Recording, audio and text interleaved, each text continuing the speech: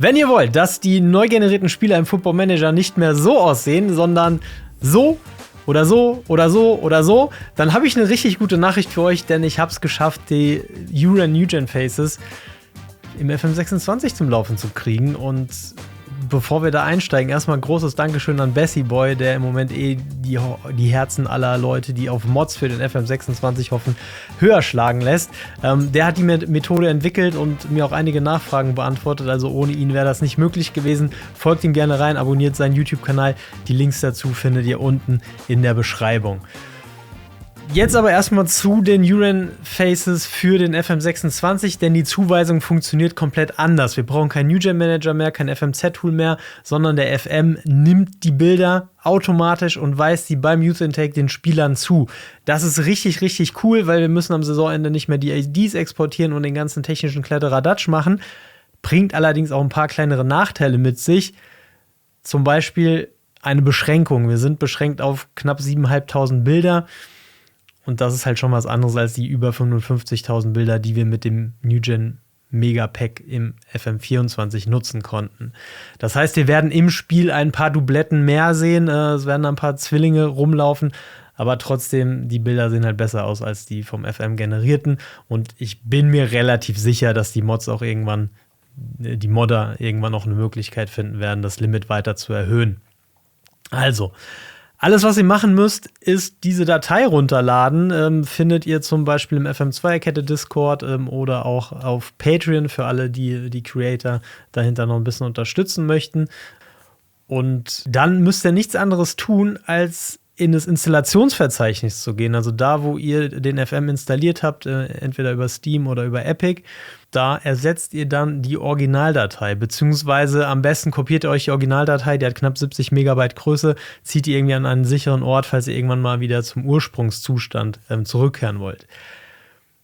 Da setzt ihr dann die heruntergeladene Datei ein und in dieser Datei sind diese New-Gen-Bilder bereits mit drin. Also ihr müsst nicht irgendwie einen Bilderordner im User-Ordner haben oder so, sondern das ist in dieser Datei alles inklusive. Ein Wort der Warnung für alle, die sich ein bisschen für die technischen Hintergründe interessieren.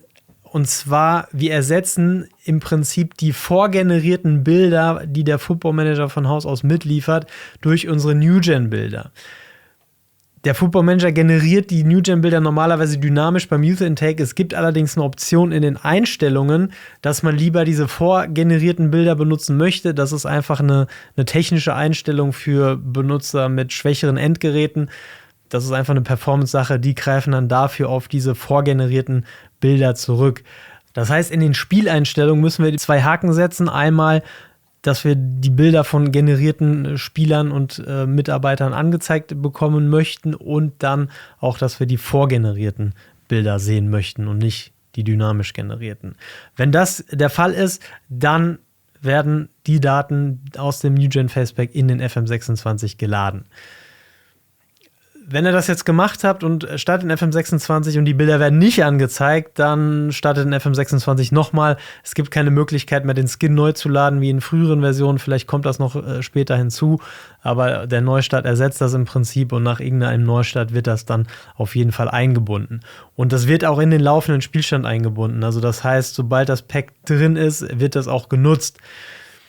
Es gibt einen Fehler, der uns aufgefallen ist, zum Beispiel, dass Deutschafrikaner ein weißes Bild, ein biodeutsches Bild sozusagen bekommen und kein aus dem Afrika-Ethnienordner, obwohl die Bilder nach Ethnie zugeordnet werden sollten. So, wenn das bei euch auftritt und euch das stört, dann habt ihr 2 Möglichkeiten. Möglichkeit 1 ist, ihr resettet das File wieder in den Originalzustand und installiert das New Gen Pack nochmal und dann generiert der FM nochmal die neuen Zuweisungen. Das heißt allerdings, dass alle Zuweisungen neu gesetzt werden. Wir haben allerdings festgestellt, dass der deutsch-afrikanische Kollege dann das entsprechend richtige Bild mit der richtigen Ethnie bekommt. Warum das so ist, das muss ein Bug sein vom FM26 zum aktuellen Zeitpunkt. Ist kein Ding, aber ihr könnt das damit resetten. Und die andere Möglichkeit, die ich euch sowieso ans Herz legen möchte, ist, ihr könnt diese Bilder auch manuell zuweisen.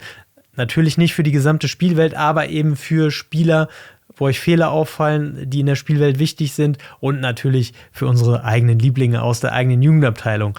So, und das geht auch relativ einfach. Alles, was ihr tun müsst, ist, ihr sucht euch ein Bild raus aus dem Megapack, was ihr vielleicht vom FM24 noch auf eurem Rechner habt. Den Link auch dazu packe ich unten in die Videobeschreibung.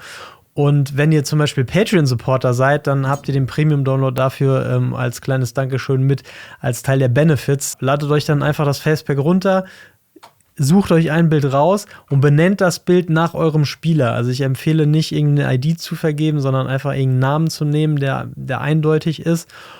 Dann legt ihr dieses Bild in einen Ordner in eurem FM26 User-Ordner. Also User-Ordner, Graphics, Players und dann von mir aus noch ein Ordner NewGens. Da legt ihr dieses Bild rein und gleichzeitig legt ihr da rein eine Config XML. Das ist alles verlinkt in dem Artikel, den ihr hier gerade seht, der auch unten verlinkt ist mit der ganzen Installationsanleitung. Da könnt ihr das auch nochmal in Ruhe nachlesen.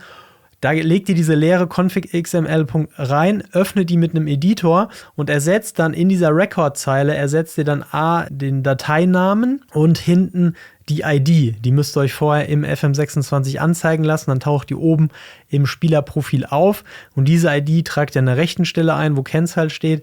Dann speichert ihr das Ganze und dann wieder Spiel neu starten und dann kommt dieses individuelle Bild für diesen Spieler rein.